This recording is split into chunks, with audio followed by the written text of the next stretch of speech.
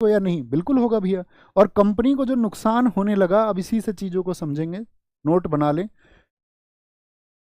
1773 का एक्ट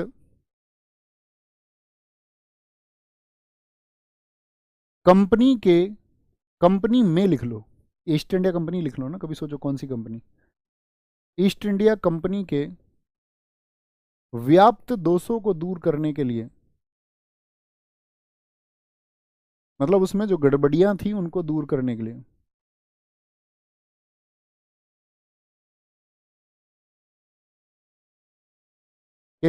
लाया गया। क्या मेजर फंक्शन क्या था इसका, किस चीज़ के लिए लाया गया? कभी भी मैं आपसे पूछूंगा तो आप बोलेंगे 1773 के ईस्ट इंडिया कंपनी में व्याप्त दोषों को दूर करने के लिए, टू रिमूव द डिफेक्ट्स। किस चीज़ के लिए लाया? To remove the defects. उसमें जो कमियां थी, किसी चीज़ में जो कमियां उनको दूर करना है, तो डिफेक्ट्स जितने भी हैं उनको दूर करने के लिए ये आया। अब क्या करते हैं ये दूर करने के लिए? इन्होंने बोला कि जो बंगाल का गवर्नर है, कौन था बंगाल का गवर्नर इस टाइम पे, बता सकते हैं?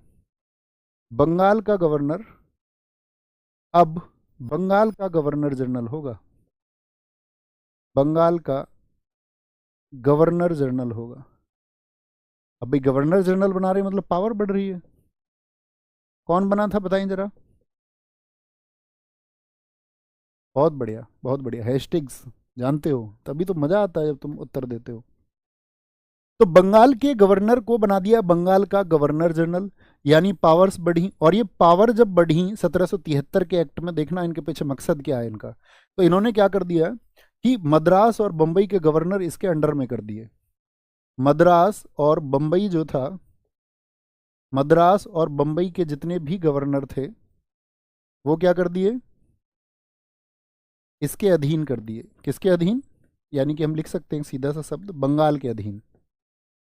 बंगाल के अधीन, ठीक है, बंगाल के अधीन कर दिए, in under of Bengal governor general. Bengal का गवर्नर अब बंगाल का गवर्नर जनरल होगा, और मद्रास और बंबई के जो गवर्नर है वो उसके अधीन होंगे। अब मुझे बताओ, हमारे देश में या कहीं पर भी अगर कोई एक सुप्रीम पावर हो जाए और उसके नीचे सब काम करें, तो ऐसी प्रणाली को क्या कहते हैं? जिस प्रणाली में एक चीज क्या हो, इंटीग्रेटेड हो, या मैं पूछूं कोई एक चीज जो आपका केंद्रीकृत है, सेंट्रलाइज्ड है, एकीकृत भी छोड़िए, जो सेंट्रलाइज्ड है, तो क्या बोलेंगे?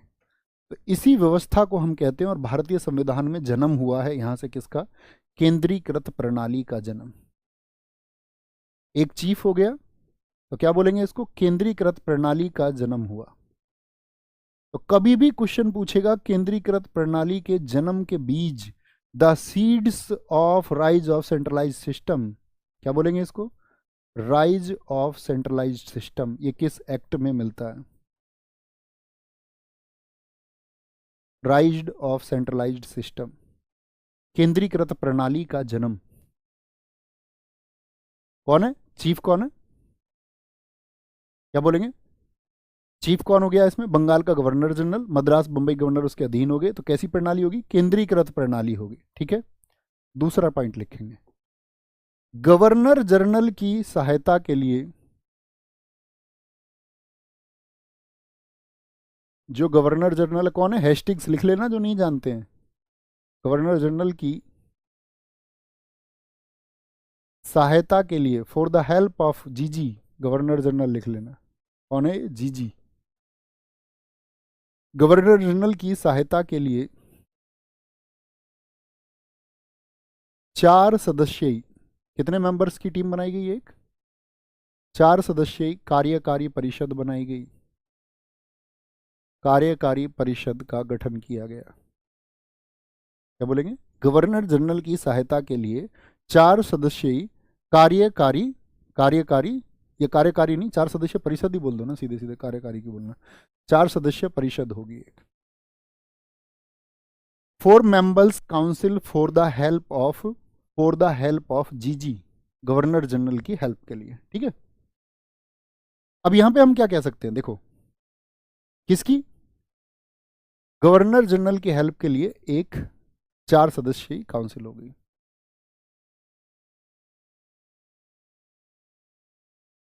बात को समझना थोड़ी गहराई से, रटने के हिसाब से नहीं। तो ये जो 4 मेंबर थे, यहां पर कोई भी जो डिसीजन होगा वो मेजॉरिटी के आधार पर होगा। डिसीजन कैसे होगा? बहुमत से। कोई भी निर्णय कैसे आएगा? बहुमत से आएगा। मतलब किसी भी मामले में अगर ये 4 मेंबर में बहुमत है, अब 4 मेंबर्स में बहुमत के लिए कितने लोग होने चाहिए बताओ पक्ष में? कितने लोगों का वोट जरूरी होगा? आपका कॉमन सेंस थोड़ा सा देख लेते हैं। 4 मेंबर्स हैं किसी काउंसिल में, वहां पे हमको मेजॉरिटी चाहिए, तो कितने मेंबर्स चाहिए? बोलो भाई फटाफट से आंसर करेंगे दोस्त। भाई रिफ्रेश तो करो। 3 3 3 3 बेसिक सी बात है, मतलब सबको समझ है। भाई अगर 2 2 हो जाए तो 50-50 हो गया। तो मेजॉरिटी का मतलब है कि क्या, इसमें से जो 3 मेंबर होंगे गवर्नर की काउंसिल के, अगर वो बोलेंगे यस तो तब वो फैसला हो सकता है। यहां पे गवर्नर जनरल को वोट का अधिकार नहीं दिया गया, इसको दी गई है वीटो पावर। गवर्नर जनरल को क्या दी गई है यहां पे? वीटो। वीटो, या मैं बोल सकता हूं इसको दिया गया है निर्णायक मत। यानी अगर फैसला 2 2 से है तो जिस पक्ष में गवर्नर जनरल वोट दे देगा वो डिसीजन हो जाएगा, यस और नो। समझ रहे हैं थोड़ी सी बात बहुमत का? भाई मान के चलो यहाँ पे 2 2 ने बोला 50-50 है, गवर्नर बोल दे नो तो चीज नहीं होगी, वो बोल दे यस तो चीजें हो जाएंगी। कोई भी जो डिसीजन है वो मान्य हो जाएगा। ठीक है। अच्छा, ये फंक्शन आपने कहां पर देखा है बहुमत वाला? क्या हमारे देश की जो एग्जीक्यूटिव है, जो कार्यपालिका है, उसमें बिल्कुल यही नहीं होता है कि जो निर्णय लिए जाते हैं वो बहुमत से लिए जाते हैं? यस और नो। किसी भी बिल के बारे में आप देख लीजिए, किसी भी एक्ट को जब आप पारित कराने जा रहे हैं तो वहां पर बहुमत से ही निर्णय लिए जाते हैं, यानी होता है। तो यहां से एक राइज और हो गया, तो बड़ी छोटी सी समझने की बात है, यानी कि यहां से हो गया दोस्त आपका क्या? कार्यपालिका का उदय। देखो भारत के संविधान में कार्यपालिका है। अब आपसे कभी आज से पहले कोई क्वेश्चन पूछता कार्यपालिका के उदय के संकेत किस एक्ट से मिलते हैं, तो पता था आपको? सही सही बताना। कार्यपालिका का उदय अच्छे बच्चों को तो पता होगा, ऐसा नहीं कि किसी को नहीं पता होगा। राइज ऑफ एग्जीक्यूटिव, कार्यपालिका के उदय के नींव या कार्यपालिका के उदय के बीज किस एक्ट से मिलते? 1773 के रेगुलेटिंग एक्ट से। तीसरा पॉइंट लिखेंगे दोस्त, और एक छात्र को इसी से आनंद की उत्पत्ति होनी चाहिए। अगर यहां से भी जूस प्रोड्यूस नहीं हुआ ना फिर बेकार है। 1774 में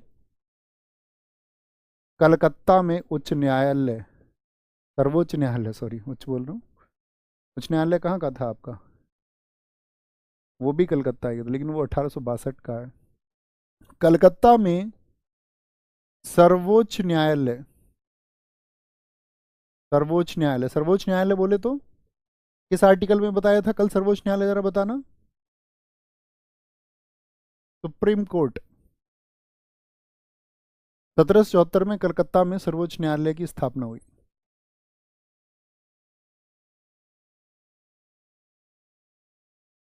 ओके। और क्या हुआ था सर्वोच्च न्यायालय में, जरा बताएंगे? इसमें कहा गया था सर्वोच्च न्यायालय को यह एक अभिलेख न्यायालय होगा। अगर मैं आज की बात करूं, आज के हमारे संविधान में सुप्रीम कोर्ट को अभिलेख न्यायालय किस आर्टिकल में कहा गया है? यह एक अभिलेख न्यायालय होगा।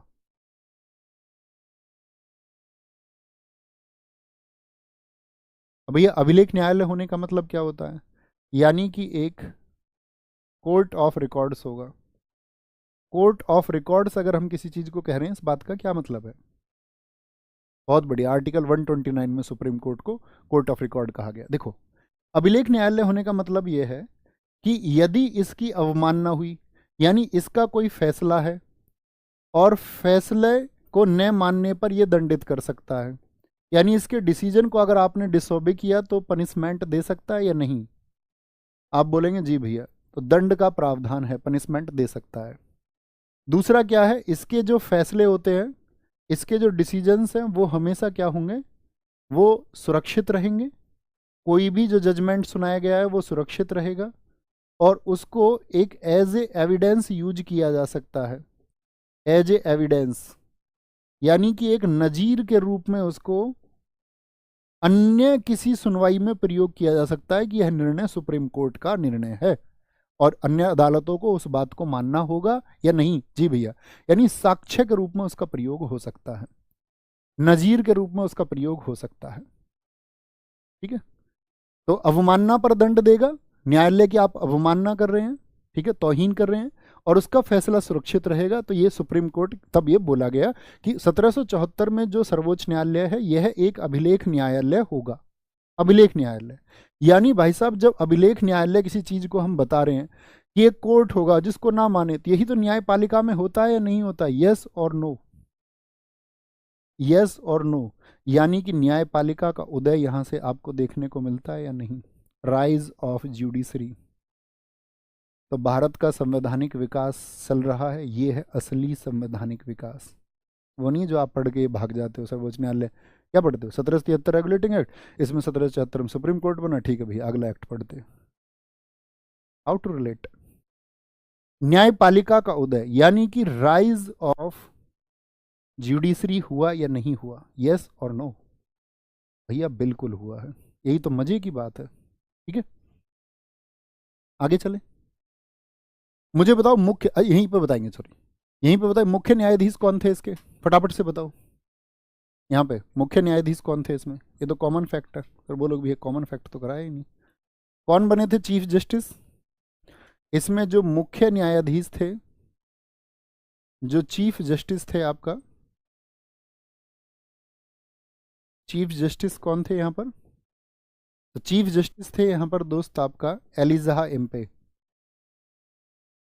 सर पर लॉर्ड पॉड ये मत लगाया करो, बाकी तुम्हारी इच्छा है। और 3 थे अन्य न्यायाधीश, 3 अदर जजेस थे। मेरे स्टूडेंट्स कट कर देते हैं किताबों में से लॉर्ड को भी। 3 अन्य न्यायाधीश थे, वो कौन कौन से थे? चैम्बर्स, लिमेस्टर। एक बच्चा तो मुझसे इस बात पे कह रहा था, कह रहा भैया क्या तुम्हें क्या दिक्कत है? मैंने कहा भाई तुम्हें दिक्कत हो ना हो, मेरा जीवन है, मैं किससे दिक्कत मानूं ना मानूं, मेरा निजी चुनाव है ना। मुझे तो नहीं लगता उनमें ईश्वर जैसा कुछ, जिन्होंने हमारे देश को लूटा हो। आपको दादा भाई नौरोजी का ड्रेन थ्योरी पढ़ना चाहिए फिर इकोनॉमिक्स में, कैसे उन्होंने बताया था कि अंग्रेज सरकार कैसे लूट कर रही है। तुम्हारे लिए होंगे, हमारे लिए तो नहीं है ना। 3 अन्य न्यायाधीश थे, कोई दिक्कत? आगे आएंगे, छोटा सा पॉइंट और बनाएंगे। कंपनी पर नियंत्रण कसा गया, किस लिए आया था कंपनी पर दोस्त के लिए? कंपनी पर नियंत्रण किया गया। 1773 कंट्रोल्स द कंपनी। इसमें क्या था? मैंने आपको एक बात बताई थी शुरू में, 1600 एक्ट के में, 1600 जब हम चार्टर पढ़ रहे थे, तो जो बोर्ड ऑफ डायरेक्टर्स था, निदेशक मंडल था, उसके जो मेंबर थे कितने दिन के लिए अपॉइंट किए जाते थे? जरा बताएं फटाफट से, कितने दिन के लिए अपॉइंट किए जाते थे उसके मेंबर्स? सबका आंसर आए। तो कंपनी पर जो ये नियंत्रण किया गया, इसमें एक बात बोला गया कि भाई अब 24 डायरेक्टर जो पहले 1 साल के लिए होते थे ना, जो 24 डायरेक्टर्स हैं, इनमें से क्या होगा, 1/4 जो होंगे वो हर वर्ष रिटायर हो जाएंगे, सेवानिवृत्त हो जाएंगे, सेवानिवृत्त हो जाएंगे। 1/4 क्या बोलेंगे? एवरी ईयर क्या होगा उनका? रिटायरमेंट होगा, रिटायर हो जाएंगे वो।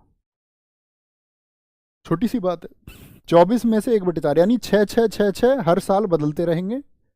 और क्या कर दिया गया यहां पे कि जिसके 1000 पाउंड के शेयर हैं यहां पर, 1000 पाउंड शेयर जिसके हैं यहां पर, वही सिर्फ वोट कर पाएगा, वोट का अधिकार दे दिया। पहले 500 पाउंड हुआ करता था कि किसी मामले पे 24 लोग जब वोट डालते थे तो पहला अधिकार होता था 500 पाउंड का 1600 में, लेकिन उसको क्या कर दिया गया, 1000 पाउंड कर दिया गया।